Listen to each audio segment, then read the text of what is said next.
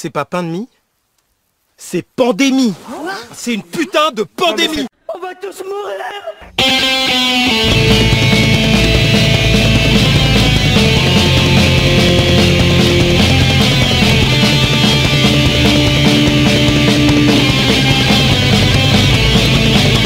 Chers auditeurs de Radio Virus, bonjour et merci de survivre pour continuer à nous suivre. Nous commençons cette émission par une petite vérification sur les déclarations du gouvernement. Amis de la Startup Nation, bonjour. Aujourd'hui, nous allons parler gros sous, nous allons parler économie, nous allons parler business. Depuis plus d'un mois, l'économie est à l'arrêt. Des milliers d'indépendants sont au bord de la faillite, en cessation de paiement, harcelés par la banque, méprisés par les assurances. On en a déjà parlé plusieurs fois sur ces ondes, mais on va remettre une couche parce qu'il y a un point qu'on n'a pas encore abordé, c'est la confiance des gens en l'État et en la banque. Étant entrepreneur, je suis comme beaucoup de mes confrères au bord de la faillite professionnelle comme personnelle. Vous me direz, c'est le jeu. Le principe même de l'entrepreneuriat, c'est la prise de risque, l'aventure sans filet, mettre sa peau au bout de ses idées, ce genre de conneries. Je suis d'accord, même si ça fout le seum de couler non pas parce qu'on ne sait pas nager, mais parce qu'un virus de merde rencontre un gouvernement d'incompétents. Pas facile de rester à flot quand le confinement vous demande de faire la planche avec une enclume accrochée au pied. Bon, mettons que ce soit le principe du libéralisme et que si je voulais pas prendre de risques, j'aurais dû rester salarié. Ok, je vous suis. Mais par pitié, laissez-nous mourir dignement sans nous dispenser de vos avis de cons et de votre confiance en l'État. Je n'en peux plus d'entendre « Mais l'État va t'aider, non ? J'ai vu sur BFM que des aides allaient être débloquées pour toi. Macron a bien dit qu'il n'y aurait pas de faillite, non ? Les banques ont annoncé qu'elles feraient tout pour les entreprises. Alors oui, l'État a bien dit qu'il n'y aurait pas de faillite et que des milliards allaient être débloqués pour ça. Mais mes petits potes, vous qui gueuliez parce que l'État, en temps de paix, vous la mettez profond, à quel moment vous pensez qu'il aurait changé en temps de guerre ? Vous croyez vraiment que ses priorités avaient changé ? Que nenni, mon bon seigneur. Quand l'État dit qu'il va sauver l'économie, il va sauver ses copains et laisser crever les autres. Laissez-moi détruire certaines idées reçues du bon peuple de France. L'État ne supprime pas les charges ou les loyers, il les décale. C'est peut-être un détail pour vous, mais ça change tout. Il ne fait pas de cadeaux, il patiente avant de récupérer son dû. Si la reprise n'est pas au rendez-vous, et c'est plus que probable, c'est la mort. Non, l'État ne va pas non plus offrir 300 milliards aux indépendants. Il va le permettre 300 milliards d'emprunts garantis par la BPI. Comme chacun sait, on ne prête qu'à ceux qui peuvent rembourser. Avec un chiffre d'affaires à zéro, bonne chance pour convaincre votre banquier. Quant à la prime de 2000 € promis à tous les entrepreneurs, bizarrement, je n'en connais aucun qui est parfaitement dans les clous pour pouvoir y prétendre. Rassurez-vous, l'État ne laissera pas tomber le CAC 40, qui lui se gavera d'aides et de crédits d'impôt pour relancer la croissance. Avec une armée d'avocats, c'est quand même beaucoup plus facile de demander des aides. Mais pour les autres, tant pis. Ce n'est pas plus mal en soi. Nous mourrons, mais nous mourrons droit dans nos bottes, avec les mains propres. Si ce que je vous dis vous révolte, agissez. Arrêtez de penser que l'État est de votre côté et commencez à agir à votre échelle. Soutenez les artisans, les commerçants et les indépendants, au lieu de vous goinfrer chez Amazon et les grandes surfaces. Arrêtez d'être infantilisés et reprenez votre destin en main. Je vous renvoie à l'article 35 de la Déclaration des droits de l'homme. Quand le gouvernement viole les droits du peuple, l'insurrection est pour le peuple et pour chaque portion du peuple, le plus sacré des droits et le plus indispensable des devoirs. Poursuivons sur les actualités du jour. L'actualité de ce vendredi 17 avril. Solidarité. Les autoroutes financées par nos impôts et qui enrichissent à présent leurs concessionnaires se sont mises d'accord pour rembourser les frais de péage du personnel soignant. L'association des sociétés françaises d'autoroutes s'est aussi mis d'accord pour ne surtout pas en parler, afin d'éviter que ça leur coûte trop cher. Solidarité limitée donc. Amis soignants, n'hésitez pas à faire une demande de remboursement pour vos éventuels frais d'autoroute. Liberté. Facebook tire un premier bilan de sa lutte héroïque contre les fake news sur le coronavirus. 2 milliards de membres ont été sagement redirigés vers des sites officiels d'information, dont l'OMS, du solide quoi. L'AFP participe à ce combat pour la démocratie. Pas de nouvelles des décodeurs en revanche. Notons que le réseau déclare que dans 95% des cas, l'utilisateur ne consulte pas les articles quand une étiquette de mise en garde y est jointe. Rassurant, les affichettes, parfois c'est efficace. Statistiques.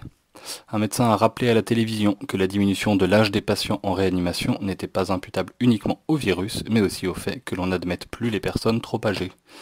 Rappelons qu'un décret bien précis de notre gouvernement autorise l'administration d'un sédatif puissant avec des effets indésirables en cas d'insuffisance respiratoire, comme la mort par exemple.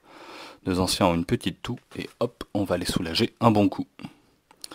Papier. C'est chose faite, le plafond du paiement sans contact sera rehaussé à 50 € à partir du 11 mai. On pourrait penser qu'il le ferait maintenant en pleine crise, mais c'est bien une mesure pour lancer le fameux monde d'après. 50 € dans le monde d'après, c'est un coup à vider ton compte en banque. Parole. On apprend qu'après son long monologue de lundi dernier, Macron a pris son téléphone pour appeler une dizaine de journalistes et éditorialistes afin d'assurer le service après-vente de son allocution. Il n'a donc même pas confiance dans son propre discours, il faut qu'il ait des traducteurs. Il leur aurait notamment expliqué que le 11 mai était une date pour redonner du muscle et que les Français puissent voir le bout, sinon ils ne vont pas adhérer. Il peut ainsi éviter d'annuler le 14 juillet qui serait une date psychologique, et il déclare également que sa visite au professeur Raoult était pour éviter que le pays pense qu'on ne se donnait pas toutes nos chances. Le professeur appréciera. Rappelons que le président n'a désormais plus de journalistes avec lui en déplacement et sélectionne les images officielles, quitte à les détourner parfois. Religion. Les ministres des Finances de l'Union européenne ont exhorté les banques à ne pas verser de dividendes afin de mobiliser le capital en faveur de l'économie réelle. C'est beau quand ce sont nos ministres qui nous rappellent que le capital et le réel, ça fait pas bon ménage. Mondialisation. Amazon tient à rassurer ses clients français. Mondialisation. Amazon tient à rassurer ses clients français. Les achats pourront continuer grâce aux entrepôts à l'étranger. Ce sont juste les salariés français de la société qui vont souffrir, ne vous inquiétez pas. Les flux mondialisés, c'est pratique. C'est tout pour aujourd'hui, à demain pour une nouvelle chronique d'actu. Restons dans l'actualité pour ce premier point politique. Risque-t-on une crise alimentaire mondiale ? On a eu peur en voyant les supermarchés dévaliser les premiers jours du confinement. Plus de paquets de pâtes, rayons de légumes vides. Ces images sont devenues rares maintenant, mais elles interpellent. Le coronavirus nous fait-il risquer une crise alimentaire mondiale ? D'après l'Organisation mondiale du commerce et les Nations unies, oui, une pénurie de nourriture nous guette dès avril-mai. Alors pourquoi ? D'abord, certains pays restreignent les exportations. Le Kazakhstan a par exemple totalement arrêté d'exporter le blé le 22 mars. En tant que deuxième producteur de farine mondiale, la décision fait mal. Pour ceux qui n'arrêtent pas les exportations, les produits alimentaires ont bien plus de mal à passer les frontières fermées pour arriver au supermarché. Des files de camions se sont amassés sur des dizaines de kilomètres à la frontière entre la Pologne et l'Allemagne. Et si les tomates fraîches, venues tout droit d'Espagne, doivent attendre 10 heures au soleil de montrer leur visa, on risque bien de devoir les jeter en arrivant. La main-d'œuvre ne passe plus la frontière non plus. Les agriculteurs européens embauchent habituellement un nombre de travailleurs saisonniers étrangers, d'Europe de l'Est ou du Maghreb. Et il n'en manque pas moins de 50 000 rien que dans les cultures de pêche et d'abricots en Espagne en ce moment. Le gros risque, c'est de ne pas réussir à les récolter à temps, et donc de gâcher de précieux produits. La solution, manger local ? Mais alors, si nous n'arrivons plus à avoir notre nourriture des autres pays, c'est le moment de manger local, non ? Pour l'instant, l'ONU et l'OMC continuent d'encourager les échanges commerciaux, d'inciter les États à ne pas perturber la chaîne de production avec des mesures protectionnistes. Mais en vérité, ils ne peuvent pas grand-chose pour forcer les États. En France, Édouard Philippe lui-même implore le patriotisme économique pour que les supermarchés s'approvisionnent chez des producteurs français. C'est ce que beaucoup font. Le local et encore mieux les circuits courts pourraient vraiment être la clé. Les épiceries, ventes directes à la ferme ou en ligne explosent depuis le début du confinement en France. C'est un mode de production bien plus écologique puisqu'il ne nécessite pas de transport polluant ni autant d'emballage. Ce serait donc positif normalement. Mais la question, c'est comment les États les plus dépendants des exportations et importations vont s'adapter si le commerce mondial ne tourne plus. L'ONU craint aujourd'hui en particulier pour l'Afrique subsaharienne. Retrouvons la critique cinéma du jour.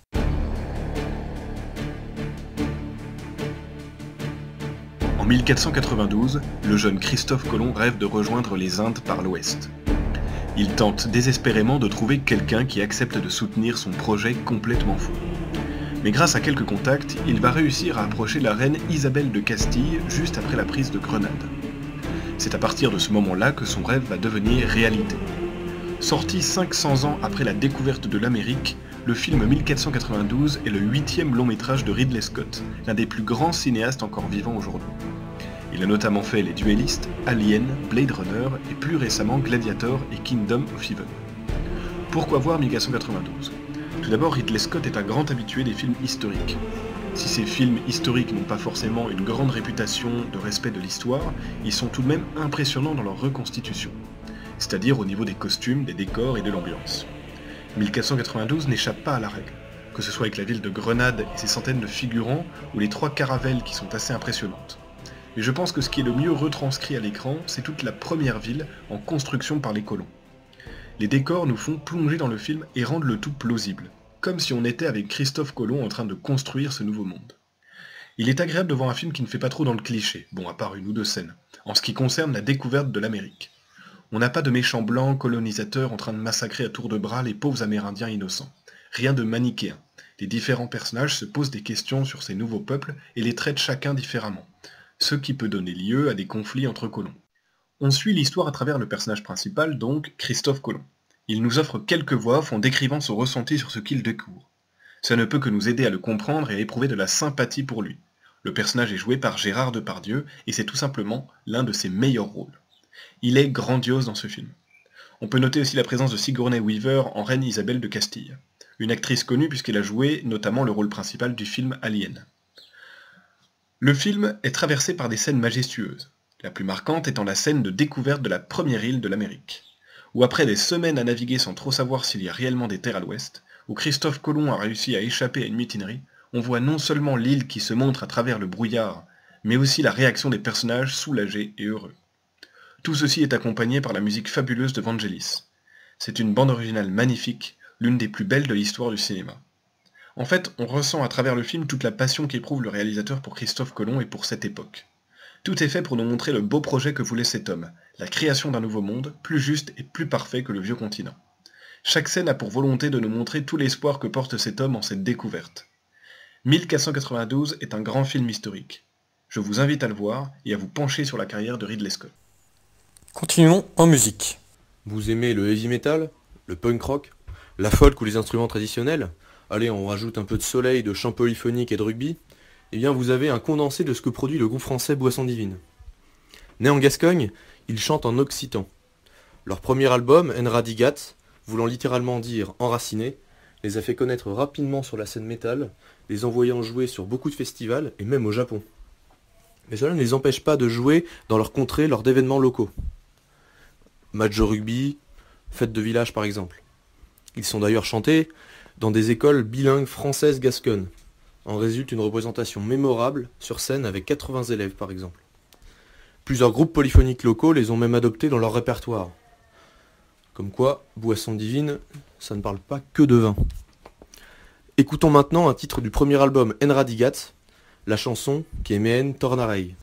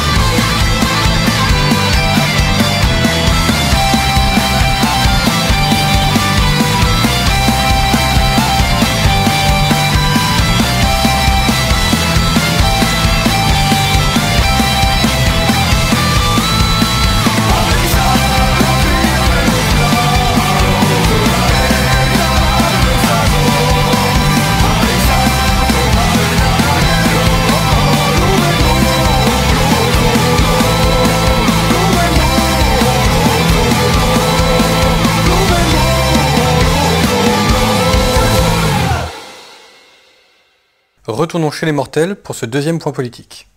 Voici une tribune de Julien Angela, parue dans le quotidien Présent le samedi 11 avril. Vive la mort!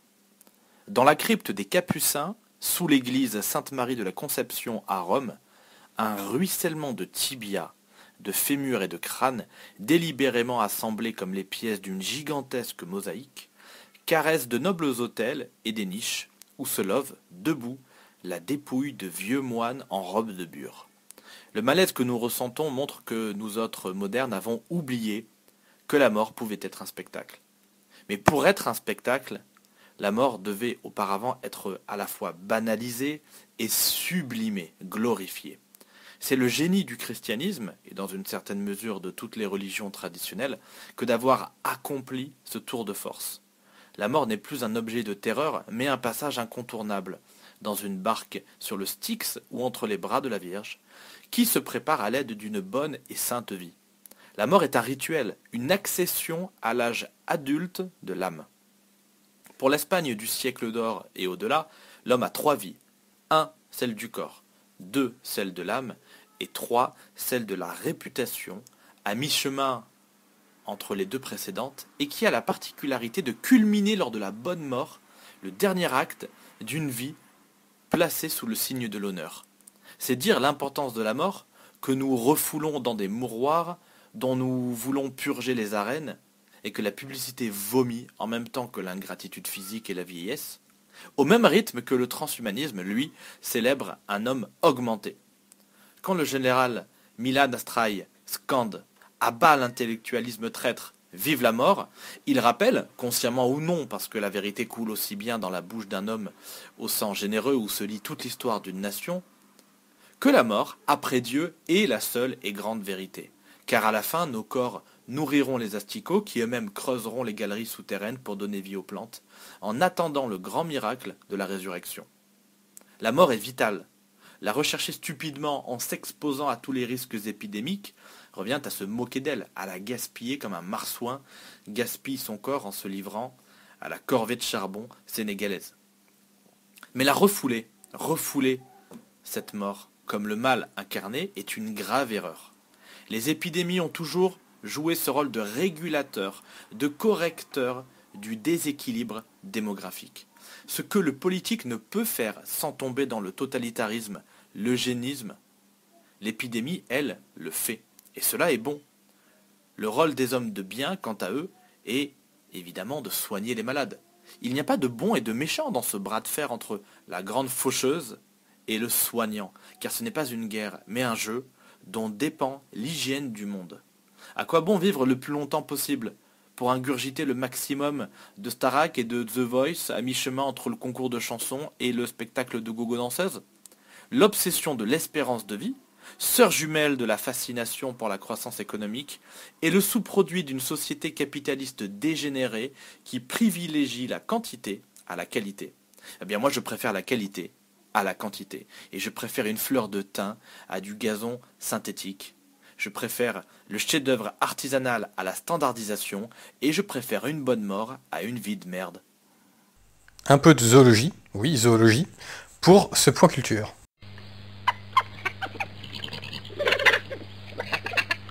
Rassurez-vous, vous écoutez toujours Radio Virus. Aujourd'hui, brève découverte d'un animal qui n'a hélas pas toute l'attention qu'il mérite. Alors, vous avez deviné? Le bruit de l'accouplement de l'ornithorynque? Le cri du ratel? Le couinement du diable de Tasmanie? Et oui, c'est bien le ratel. Soit vous aviez deviné, soit vous aviez lu le sommaire. Le ratel, Mellivora capensis ou Zorille du Cap, est un mustélidé vivant dans la région allant du nord de l'Inde jusqu'à la péninsule arabique, mais également dans toute l'Afrique subsaharienne. Il s'agit d'un petit carnivore qui mesure environ 75 cm de long et 30 cm au garrot à l'âge adulte.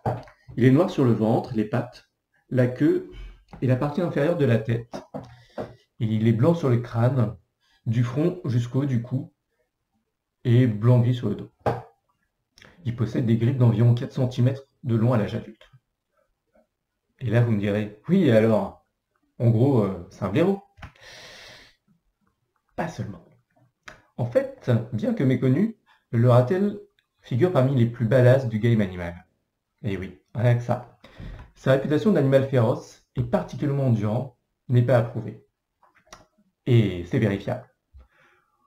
On parle quand même d'un petit blaireau qui, non content de se nourrir de termites et vers de terre, se délecte tout aussi bien de serpents, de scorpions, de gnous, d'antilopes, de porcs-épics, et voire même de petits crocodiles. Et oui, rien que ça. Quelques-unes de ses particularités. Le ratel est, avec l'être humain, le seul mammifère à pouvoir courir en arrière. Il utilise cette technique, dans ce qui est d'ailleurs surnommé la danse du ratel, pour attaquer par surprise, en faisant quelques pas en arrière et encore bien plus en avant, ce qui lui permet d'ailleurs de ne jamais prendre la fuite. Le ratel est également à même de résister à certains venins mortels pour l'homme. Effectivement, exposé par sa mère dès son plus jeune âge aux piqûres de scorpions et morsures de vipères, il apprend très vite à métaboliser certains venins. Éducation positive mon cul, oui. Par la suite, en cas d'exposition à ces toxines, il pourra terminer sa chasse et repas tranquille ou bilou, avant de plonger dans un petit coma de quelques heures, le temps d'éliminer la dite toxine. Mais c'est pas tout. Le ratel a également la peau dure, jusqu'à 1/2 centimètre au niveau du cou, ce qui le rend insensible aux morsures.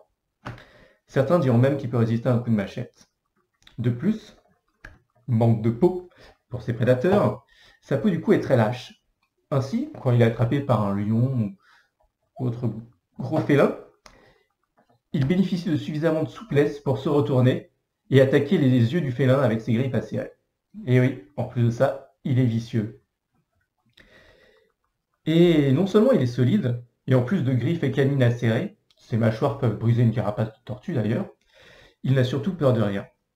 Ce petit con ne recule pas face à 6 lions, et pire, il peut même les faire reculer. Je vous invite d'ailleurs à regarder et apprécier certains de ses exploits sur les internets, où sa réputation de courage n'est plus à faire, et il en fait même un véritable atout pour sa survie au sein du règne animal.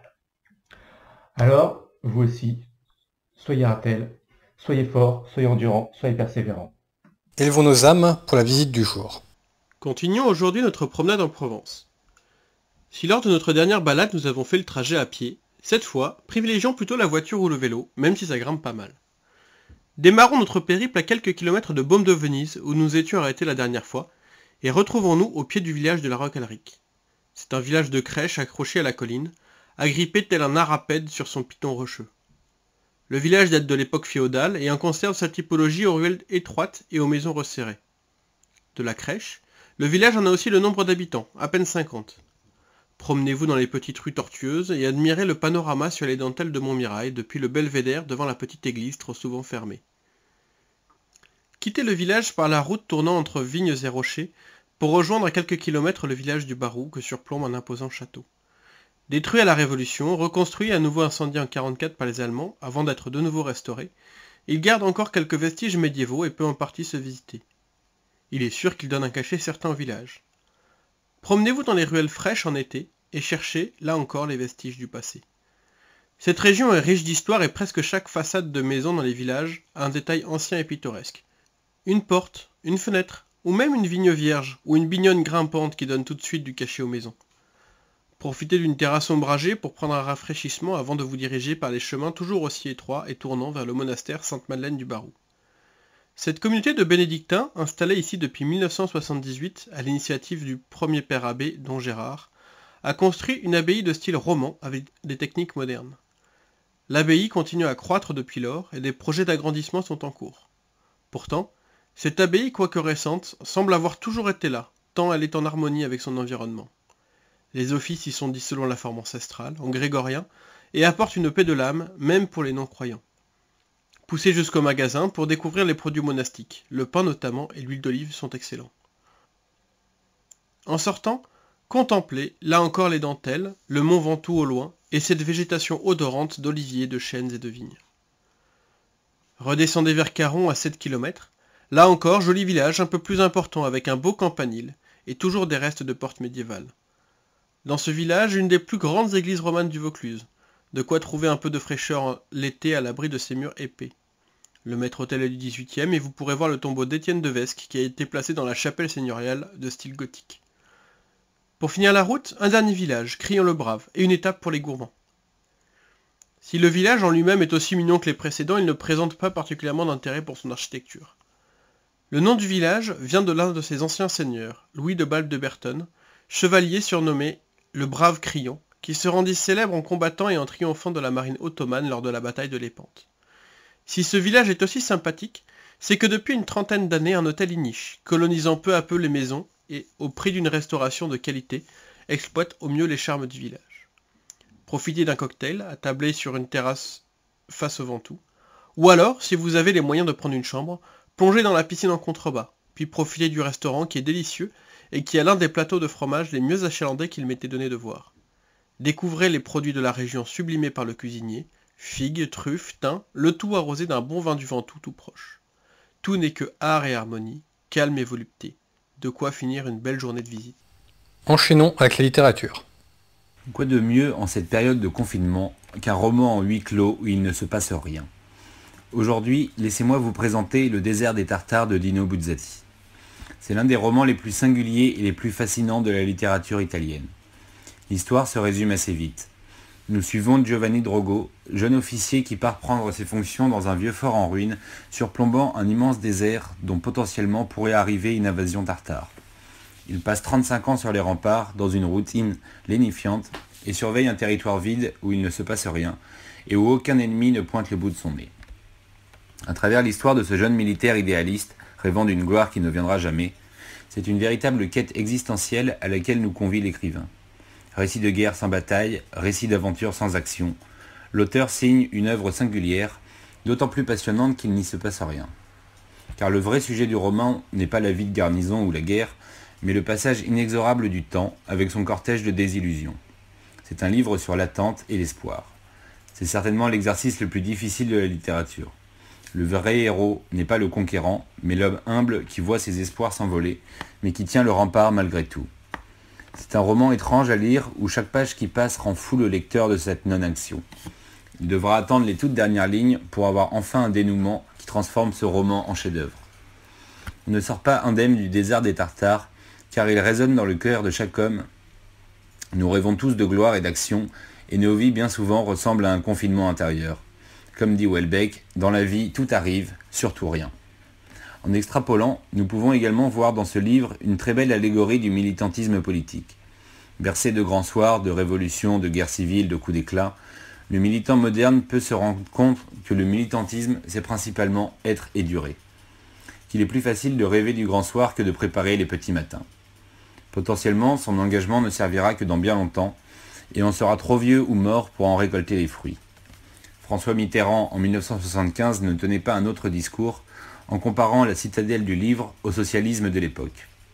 Lisez le désert des Tartares. En ce moment particulier de l'histoire du monde, où le temps s'étire à l'infini autour d'une planète qui tourne au ralenti, n'oubliez pas de monter sur les remparts de votre forteresse et d'observer le désert devant vous. Qui sait, dans un mirage bleuté, vous distinguerez peut-être une silhouette, se rapprochant et justifiant ainsi toute votre existence. Et nous passons à l'éphéméride du jour. Éphéméride du 17 avril. Un homme est mort. Le 17 avril 1950 à Brest, Édouard Mazet s'écroule, tué net d'une balle dans la tête. Ce jeune ouvrier breton de 26 ans meurt, allongé sur les pavés de la rue Kéra-Bécam, tué par la police. C'est lors de manifestations syndicales que cette « bavure » entre guillemets eut lieu. Il y eut 4 autres blessés par balle. Encore une fois, aucun policier ou donneur d'ordre ne sera inquiété. Un homme est mort. Plein d'hommes sont morts. Le 17 avril, 617, 151 hommes sont torturés et exécutés par le feu en Écosse durant l'âge sombre. En effet, Donnan Dake, un des tout premiers martyrs écossais, et 150 moines qui l'accompagnaient pour évangéliser les Pictes, sont brûlés vifs par une haine païenne. Plein d'hommes sont morts. Pour continuer sur une note plus joyeuse, le 17 avril, c'est aussi le jour où, en 1182, Philippe Auguste ordonna l'expulsion des Juifs de France, et la confiscation de tous leurs biens, ce qui était en totale opposition avec la politique bienveillante de son père, Louis VII. En vrai, c'est pas très sympa de la part du bon Philippe. Mais lui, tout ce qu'il voulait, c'était renflouer les caisses de l'État et construire des grosses murailles pour défendre Paris. D'ailleurs, l'interdiction de territoire au peuple élu cessa en 1198. Tout est bien qui finit bien. Trêve de plaisanterie. Le 17 avril, c'est surtout l'anniversaire d'un contrat qui changea à jamais l'histoire et la face du monde. En 1492, après avoir achevé la Reconquista, les rois catholiques Isabelle Ier de Castille et Ferdinand II d'Aragon signèrent avec Christophe Colomb la capitulation de Santa Fe. Ce contrat, considéré encore aujourd'hui comme le plus important jamais conclu entre une personne privée et son souverain, fait état des privilèges que le marin génois souhaite se voir accordés par les souverains ibères. Le document stipule donc qu'en échange de la recherche pour le compte de l'Espagne d'une route maritime d'ouest en est vers l'Asie, Colomb sera nommé amiral de la mer Océane, titre de noblesse héréditaire, ainsi que vice-roi et gouverneur de toutes les nouvelles régions découvertes par lui. De plus, il devra percevoir le 10e des profits de l'entreprise et sera juge des litiges commerciaux des futures colonies. Une fois le document signé, l'expédition prend son départ. Le 3 août 1492, 3 navires appareillent à Huelba. La suite, chacun d'entre vous la connaît. Un continent nommé plus tard Amérique lui barrait la route des Indes orientales. Ainsi, il accosta le 12 octobre de la même année sur une île des Bahamas qu'il nommera San Salvador. Persuadé d'être au Japon, il envoya des hommes dans les terres à la rencontre du Grand Khan. Ce n'est que lors de la 3e expédition en 1498 qu'il accosta sur le continent dans l'actuel Venezuela. Ce sont ces expéditions qui lancèrent la course aux grandes découvertes sur le vieux continent. Pour la petite histoire, quand il mourut en 1506 et ce après 4 expéditions, Christophe Colomb était toujours persuadé d'avoir atteint les Indes orientales. Chers auditeurs, merci de nous avoir suivis. J'espère que vous avez apprécié cette émission et que vous allez la partager. Nous nous retrouvons demain. Aujourd'hui, pas de blague, mais une annonce. Parce que nous ne savons pas encore vraiment quand finira le confinement, nous pensons à l'avenir et au renouvellement des voix de notre radio. Toute l'équipe de Radio Virus adresse donc ses félicitations à l'une de ses membres, qui nous a écrit de belles chroniques de femmes enceintes pour la naissance de son petit garçon, que nous attendons impatiemment à son tour à l'antenne.